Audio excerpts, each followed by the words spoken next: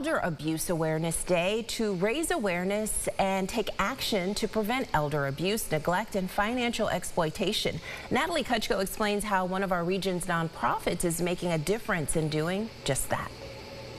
Before these teams were developed, it was zero. We went from 0 to 6 million in court-ordered restitution. Lifespan of Greater Rochester President and CEO Anne Marie Cook announcing Friday nearly $7 million in court-ordered restitution achieved by the nonprofit for victims of financial exploitation, the most common form of elder abuse. That's over the last 13 years across upstate New York.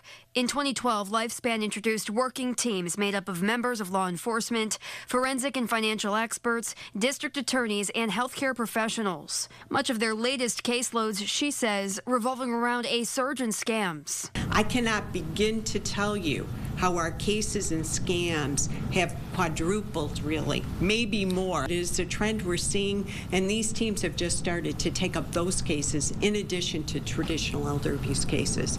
And also the harm to them in terms of those cases are just as great as it is in traditional elder abuse. With a proclamation issued to Lifespan, Monroe County Executive Adam Bello joining officials with a shared call on the community to break the silence in what's described as a silent epidemic. Remember that you don't need a title or a badge to make a difference.